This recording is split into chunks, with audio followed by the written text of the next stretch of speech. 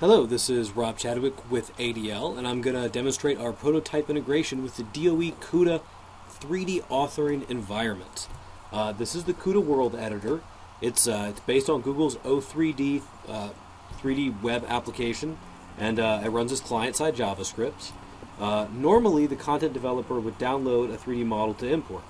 We've tied the editor into our 3D content repository through some web services, so that the content developer can search and download content from within their authoring environment. Here you'll see I can go to Import Model. As I pull this up, I'm going to get a search dialog. I can search for whatever content we like here. Let's just do chair. And our search service is going to take care of the searching and return to us a list of thumbnails.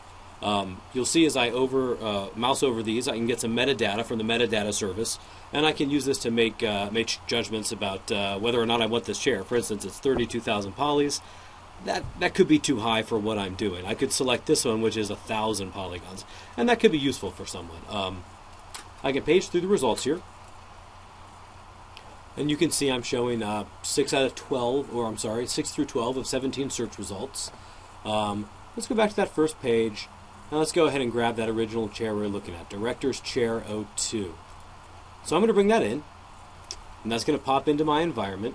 You may have noticed, I'm not sure if it's visible, the chair changes size very slightly after it's been pulled in. Now what's going on here is that the unit scale that the artist who uploaded this with has specified is being applied to the model on download so that we get consistent sizes. Let me go ahead and search for another piece of content here. Let's search for maybe a ship. And we've got looks like a ship and a shipping container. I think the shipping container is going to work nicely. You'll notice that the unit scale here is 1. That means this thing uses 1 unit as 1 meter, whereas these chairs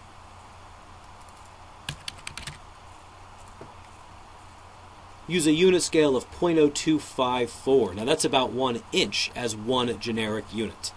This isn't something that you normally have to think too much about, but if you work in this field, you'll frequently find that content isn't the same size from platform to platform. You bring it in and it doesn't work correctly, especially if you have content from several different places. Let's go ahead and bring in that shipping container. I'm going to pull this in. Now normally we would expect this to be thousands of times larger than the chair because it's been created with a different scale. Here you can see, if I can move this off of the chair, I think they're sitting on top of each other, that the chair and the shipping container appear to roughly be the correct proportions to each other. And that's because we retrieve from the metadata service the unit scale. Again, the artist who put this on the repository specified that. Then we can move them and scale them appropriately so that they maintain correct proportions to each other. And that's how it works. So we can import data, we can search for data, we can filter data by different bits of metadata like the polygon count.